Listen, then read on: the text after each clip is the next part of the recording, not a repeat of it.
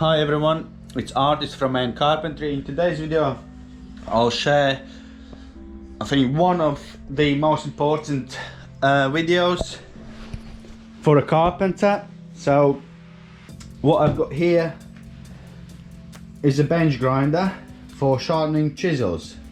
So I'll show you. It's a basic structure. So you've got a table which is fixed, as you can see from the underneath. Then you've got a block and a slider with the slot.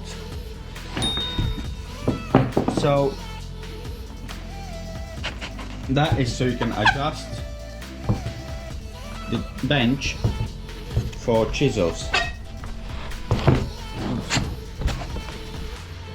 So, and I'll show you how it all operates. So let me just show you. So this is used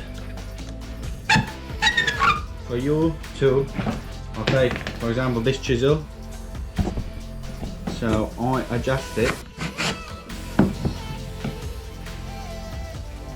like so, and that gives you your angle, the desired angle. So few tips: the steeper the angle, the sharper the chisel will be, but it will be weaker for damage. Say if you hit a knot, you most likely will damage the tip of the blade. The shallower the angle, the stronger the blade, but not as sharp. It will be sharp, but it won't be as easy to use for cutting, etc. It'll be more for chipping and doing stuff like that, not for cutting, not for, say, you know, most carpenters, which they use chisels for, you know, doing doors, etc., locks, so and hinges, etc. So there's two ways. I go somewhere in the middle, so I can get the longevity of the sharpness, unless obviously you hit the nail or screw or bad knot, to keep those, you know, chisels more or less sharp. So today I will show you how I sharpen up and what it can do after it's sharpened. Also, this is, I built this probably a good 12 years ago, so it's lasted me. It cost me back in there about £50. That was £20 from B&Q. It won't cost you a, you know, it won't cost you a lot. That is just scrap from the job I was working on at the time. Yeah, so it didn't cost me that much. So this is the paste. It's called polishing paste, the green one.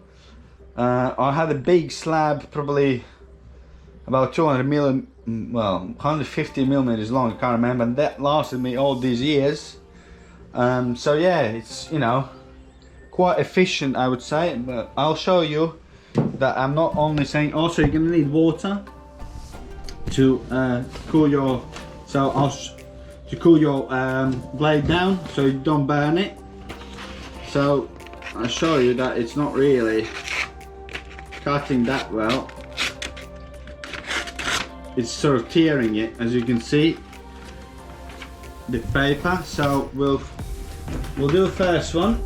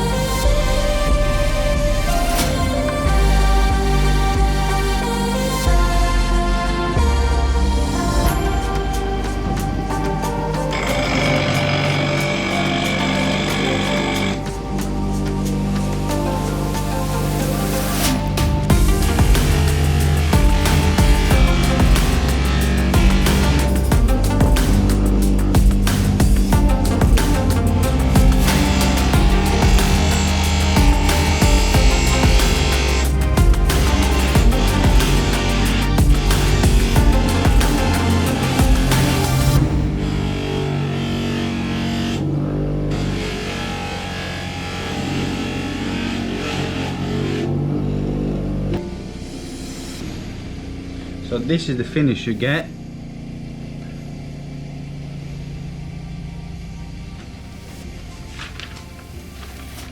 And this is what I can do after you used it.